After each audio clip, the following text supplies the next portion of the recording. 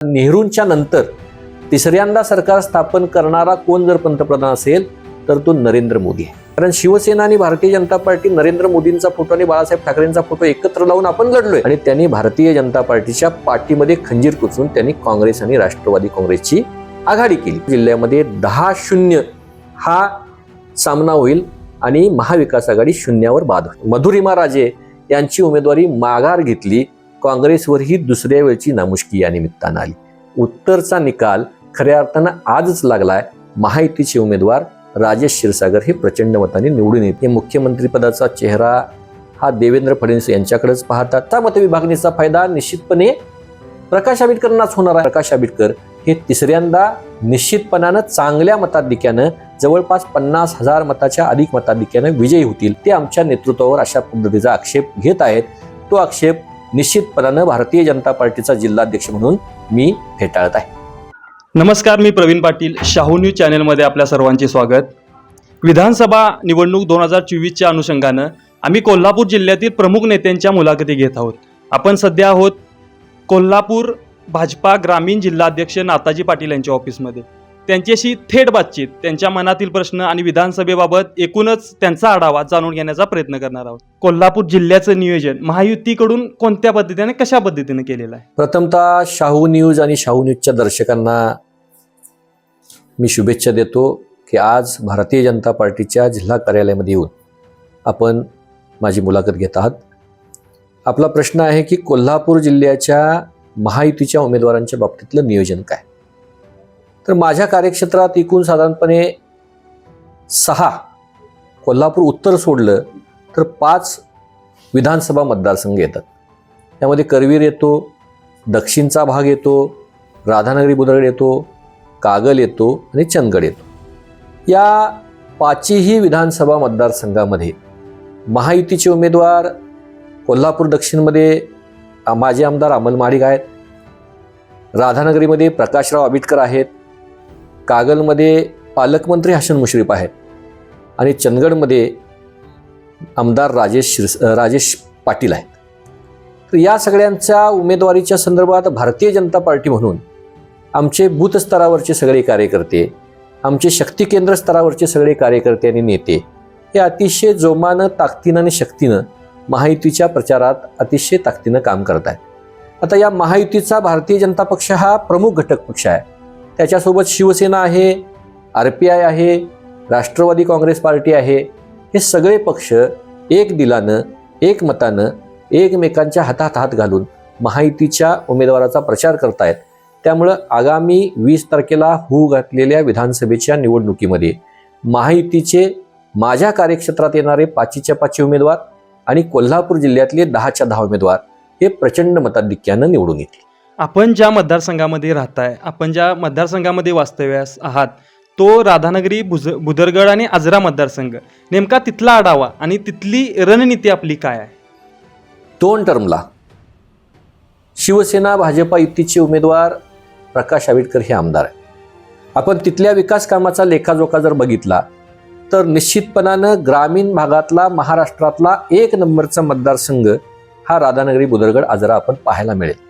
आता याचं कारण काय की सिंचनाचे अनेक प्रकल्प, त्यानंतर धरणाचे अनेक प्रकल्प, चांगले रस्ते, चांगल्या आरोग्य सुविधा, अशा अनेक चांगल्या सुविधा या प्रकाश आंबेडकरांच्या माध्यमातून महायुतीच्या सरकारनं राधानगरी, बुदरगड आणि आजरा विधानसभा क्षेत्रामध्ये केलेल्या आहेत. आणि ह्या करत असताना आज या मतदारसंघातला प्रत्येक घटक समाधानी आहे.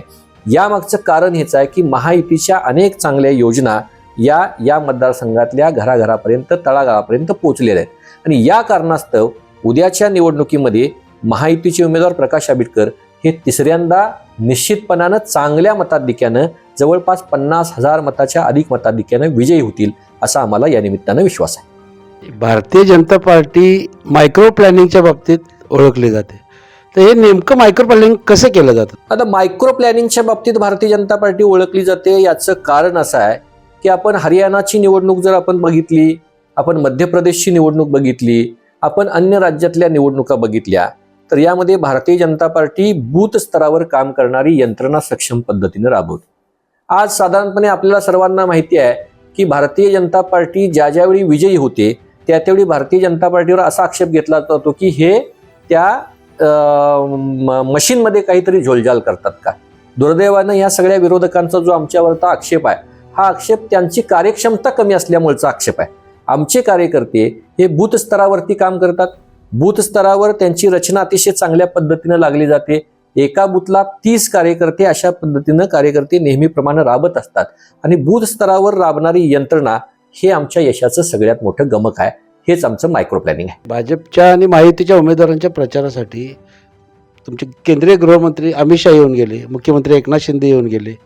आणखी स्टार प्रचारक कोण कोण येणार आहेत? आता परवाच इचलकरंजीमध्ये केंद्रीय गृहमंत्री अमित शहांची अतिशय मोठी जाहीर सभा झाली. उद्याच्या कालावधीमध्ये एकनाथ शिंदे साहेबांची प्रचारसभा शुभारंभाची झाली. यामध्ये देवेंद्रजी फडणवीस होते, अजितदादा पवार होते. उद्याच्या 17 तारखेला या महायुतीच्या सगळ्याच उमेदवारांच्या प्रचारात तपोवनच्या मैदानावर उत्तर प्रदेशचे मुख्यमंत्री योगी आदित्यनाथ यांची सभा होते. न भूतो न भविष्यती सभा नियोजन करण्याचं आमच्या सगळ्या महायुतीतल्या घटक पक्षांचं प्लॅनिंग आहे आणि याची पूर्वतयारी आता महायुतीच्या सगळ्या पक्षांच्या सगळ्या नेत्यांच्या माध्यमातून तपोवनच्या मैदानावर सुरू आहे. आणि त्यांची सभा एकदा झाली की निश्चितपणानं पुन्हा एकदा एक वेगळ्या प्रकारची लहर मतदानाच्या स्वरूपात आपल्याला पाहायला मिळेल आणि योगी आदित्यनाथांच्या सभेनंतर पुन्हा एकदा या जिल्ह्यामध्ये भगवा फडकण्याच्या माध्यमातून आपल्याला चांगली सुरुवात करता येईल. महाविकास आघाडीच्या नेत्यांचं असं म्हणणं आहे की मोदींची लाट आता ओसरू लागली आहे. काय तुमचं म्हणणं काय नेमकं? महायुतीच्या विजयामध्ये सर्वसामान्य कार्यकर्ता आणि मतदार यांचा फार मोठा सहभाग आहे. यामध्ये मोदी साहेबांचा करिश्मा महत्त्वाचा आहेच आहे. आता विरोधकांच्याकडे दुसरा कोणताही मुद्दा राहिलेला नाही. मोदींची लाट ओसरली, मोदींची लाट ओसरली असं ते म्हणतायत. परंतु मोदींची लाट ओसरली असं जर त्यांना वाटत असेल तर निश्चितपणानं या देशामध्ये साधारणपणे पंतप्रधान नेहरूंच्या नंतर तिसऱ्यांदा सरकार स्थापन करणारा कोण जर पंतप्रधान असेल तर तो नरेंद्र मोदी आहे. त्यामुळे नरेंद्र मोदींची लाट ओसरली हे म्हणणं हे मला महाविकास आघाडीच्या नेत्यांचं विधान हे हास्यास्पद वाटतं. लाडक्या बहिणीबाबत मुन्ना साहेबांनी जे वक्तव्य केलं त्याबद्दल आपली प्रतिक्रिया नेमकी काय? मुन्ना साहेब हे आमचे आदरणीय नेते आहेत. ते भारतीय जनता पार्टीचे राज्यसभेचे सदस्य आहेत, खासदार आहेत. मुन्ना साहेबांनी केलेल्या वक्तव्याचा विपर्यास हा विरोधक करतायत, त्यांच्यावर चुकीच्या पद्धतीचे आरोप करतायत. त्यांच्या बोलण्याचा असा अर्थ होता की ज्या लाडक्या बहिणी या योजनेपासून वंचित आहेत त्यांची व्यवस्था या लाडक्या बहिणीच्या योजनेमध्ये त्यांचा समावेश करण्याच्या निमित्तानं आपण करू. तर त्याचा विपर्यास करून एखादा व्हिडिओ मॉर्फ करून त्यांनी हा मॉर्फ केलेला व्हिडिओ हा समाज माध्यमांच्या समोर आणल्यामुळं खऱ्या अर्थानं त्यांच्याकडे कोणताही दुसरा विरोधकांच्याकडे मुद्दा न राहिल्यामुळं ते आमच्या नेतृत्वावर अशा पद्धतीचा आक्षेप घेत आहेत. तो आक्षेप निश्चितपणानं भारतीय जनता पार्टीचा जिल्हाध्यक्ष म्हणून मी फेटाळत आहे. जर ग्रामीणचा विचार केला तर आजरा, राधानगरी आणि बुदरगड या मतदारसंघामध्ये तिहेरी लढत बघायला मिळणार आहे आपल्याला. जर तिहेरी लढत आहे आता, या तिहेरी लढतीमध्ये AY साहेबांची जी मतं जी घेतली जातील याचा फायदा नेमका कुणाला आणि कसा होईल? हे पहा, निवडणुकीच्या राजकारणामध्ये कोणत्याही उमेदवाराला कमी लेखून चालत नाही, कोणत्याही मतदाराला कमी लेखून चालत नाही. आज प्रत्येक उमेदवार आपापल्या पद्धतीनं आपापलं नशीब आजमावत आहे. AY पाटील साहेब सुद्धा त्यांचं नशीब आजमावत आहेत. KP पाटील साहेब सुद्धा त्यांचं नशीब आजमावत आहेत. प्रकाश आंबेडकर तर तिसऱ्यांदा या निवडणुकीला विजयाच्या मुहूर्तमेढीसाठी तिसऱ्यांदा लढत आहे. त्यामुळे AY पाटील साहेबांची मतं कुणाला मारक ठरतील आणि कुणाला तारक ठरतील हे विश्लेषण मी या ठिकाणी करण्यापेक्षा प्रकाश आंबेडकर चांगल्या मताधिक्यानं विजयी होतील असा मला या निमित्तानं विश्वास वाटतो. मतविभागणीचा तोटा प्रकाश आंबेडकरांना होण्याची शक्यता नाकारता येत नाही ना? नाही, प्रकाश आंबेडकरांना मतविभागणीचा तोटा होणार नाही याचं कारण असं की AY पाटील हे KP पाटील साहेबांचे मेहुणे आहेत. गेल्या 5 निवडणुका ज्यावेळी KP पाटील साहेब लढले त्यावेळी AY पाटील हे सातत्यानं त्यांचे पाठीराखी म्हणून कार्यरत होते. AY पाटलांच्या बरोबरची सगळी मतं ही ते KP पाटलांच्या पारड्यामध्ये गेल्या अनेक निवडणुकांमध्ये ते टाकत होते. दुर्दैवानं त्यांचं आणि त्यांचं राजकीय काडीमोड झाली, राजकीय एकमेकांनी विरोधात जाण्याची भूमिका घेतली. तर AY पाटील इतके अनेक वर्षे KP पाटलांच्या सोबत राहणार असतील तर त्याचा मतविभागणीचा फायदा निश्चितपणे प्रकाश आंबेडकरांनाच होणार आहे. पर्यायानं त्यांच्यातली मतविभागणी ही आमच्या उमेदवाराच्या पथ्यावर पडणार आहे. आगामी 2024ची विधानसभा निवडणूक आपण कोणत्या मुद्द्यांवरती लढणार आहे? आता हे पहा, 2024च्या विधानसभेच्या निवडणुकीला आपण सर्वजण सामोरे जात आहोत. आता या विधानसभेच्या निवडणुकीच्या पार्श्वभूमीवर आपण जर गेल्या अनेक दिवसापूर्वीपासून पाहिलं की 2019ला ज्यावेळी विधानसभेची निवडणूक झाली त्यावेळी शिवसेना भारतीय जनता पार्टी ही युती आकारलेली होती. शिवसेनेचे नेतृत्व उद्धव ठाकरे करत होते. त्यांचे साधारणपणे 56 आमदार निवडून आले. भारतीय जनता पार्टी ही एका विचारानं काम करत होती. भारतीय जनता पार्टीचे 105 आमदार आले. या दोघांच्या आमदारांची जर आपण बेरीज पाहिली तर 105 आणि 56 साधारणपणे 162 पर्यंत जाते. 162 हा क्लिअर मॅन्डेट हा शिवसेना आणि भारतीय जनता पार्टीला आपल्याला मिळालेला होता. आता साधारणपणे शिवसेनेचे काही लोक किंवा त्यांचे नेते हे एकनाथ शिंदेवर गद्दारीचा आरोप करतायत. दुर्दैवानं या निमित्तानं हा आरोप हा चुकीचा आणि खोटा हे मी अशा पद्धतीने सिद्ध करून दाखवतो. ज्यावेळी भारतीय जनता पार्टीने शिवसेना युती निवडणुकीच्या प्रचारात एकत्र होती, त्यांचे आणि त्यांचे उमेदवार एक होते, अशावेळी 162 आमदारांचं पाठबळ घेऊन ज्यावेळी ही युती सत्तेवर येणार अशा पद्धतीची भाषा आपण सर्वजण करत होतो किंवा जनतेमध्ये सुद्धा तसा मॅन्डेट होता. पण अशा सगळ्या स्वरूपामध्ये उद्धव ठाकरेंच्या मनात काय आलं माहीत नाही आणि त्यांनी भारतीय जनता पार्टीच्या पाठीमध्ये खंजीर कुचून त्यांनी काँग्रेस आणि राष्ट्रवादी काँग्रेसची आघाडी केली. मग ही आघाडी होत असताना आत्ता गद्दारीची भाषा त्यांच्या नेतृत्वानं करण्याची काही आवश्यकता नाही. कारण शिवसेना आणि भारतीय जनता पार्टी नरेंद्र मोदींचा फोटो आणि बाळासाहेब ठाकरेंचा फोटो एकत्र लावून आपण लढलोय आणि आपण ह्या विचाराशी प्रतारणा करून ज्यावेळी काँग्रेस आणि राष्ट्रवादी बरोबर जातो त्यावेळी निश्चितपणानं या विषयाचा परिणाम काय होईल किंवा या विषयाची गद्दारी कुणी केली हे जनतेसमोर निश्चितपणानं असेल असा माझा विश्वास आहे. त्यामुळं हे सगळं जे आपण म्हणतो की शिवसेना आणि भारतीय जनता पार्टी गद्दारी अन्य लोकांनी केली तर ते चुकीचं. आपण भाजपचे पदाधिकारी आहात, कार्यकर्ते आहात. जर महायुतीची सत्ता आली राज्यामध्ये तर मुख्यमंत्री पदाचा चेहरा म्हणून आपण कुणाकडे बघताय? भारतीय जनता पार्टीचा जिल्हाध्यक्ष म्हणून किंवा भारतीय जनता पार्टीचा महाराष्ट्रातले सगळे कार्यकर्ते हे मुख्यमंत्री पदाचा चेहरा हा देवेंद्र फडणवीस यांच्याकडेच पाहतात. कारण कोणत्याही पक्षाचा प्रमुख हा आपल्याच नेत्याचं नाव घेणार आहे, काय थोडी दुसऱ्या नेत्याचं घेणार आहे.